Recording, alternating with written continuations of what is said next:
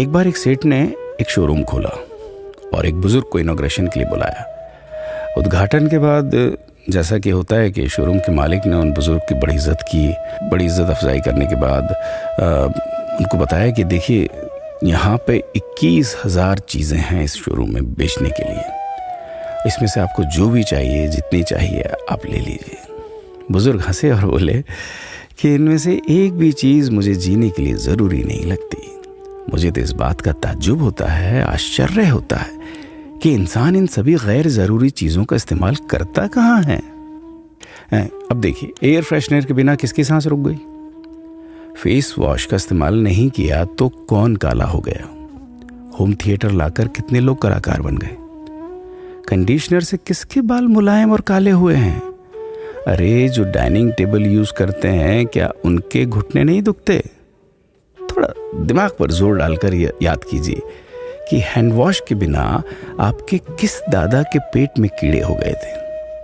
अगर हम डीओ मारकर निकलते हैं तो क्या लोग हमें सूंघने आते हैं? एक्चुअल में तो हम सभी इस प्रकृति को चुनौती दे रहे हैं, वरना बुगला जो होता है वो शैम्पू से नहाता है क्या? मोर अपने रंगों को संवारने या बचाने के लिए कौन सा कंडीशनर या फेस वॉश इस्तेमाल करता है? कभी किसी बिल्ली को मोतियाबिंद होता देखा है? किसी खरगोश के बाल कभी गिरते हुए या सफ़ेद होते हुए देखे हैं? इनहेलर या बाम के बिना भी कुत्ते के सूंघने की क्षमता उतनी ही तेज है। मधुमक्खी का शुगर लेवल बिना दवाई के भी कंट्रोल में ही है। अलार्म के बिना भी मुर्गा रोज उठकर बांग देता है।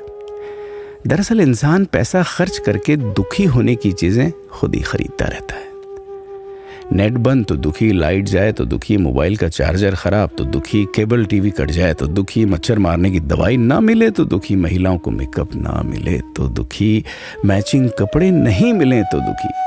आजकल इंसान 10 मिनट में 20 तरह से दुखी और परेशान रहता है।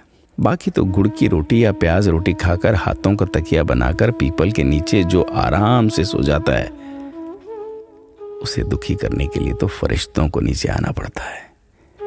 ये सब देखा देखी का खेल है। सच तो यह है कि सुखी रहने के लिए बहुत कम खर्चा होता है, लेकिन दूसरों को दिखाने में कि मैं कितना सुखी हूं, इसी में बहुत ज्यादा खर्चा होता है। जैसे जैसे सुविधाएं बढ़ रही हैं, दुखी होने के रास्ते भी खुलते जा रहे हैं। अगर आपको ये सब सच लगता है तो लोगों को जागृत कीजिए और फिजूल खर्च से बचाइए। दोस्तों, खुद सुखी होने के लिए खर्च कीजिए, दूसरों को दिखाने के लिए नहीं। हाँ, लेकिन अपना ख्याल रखिएगा।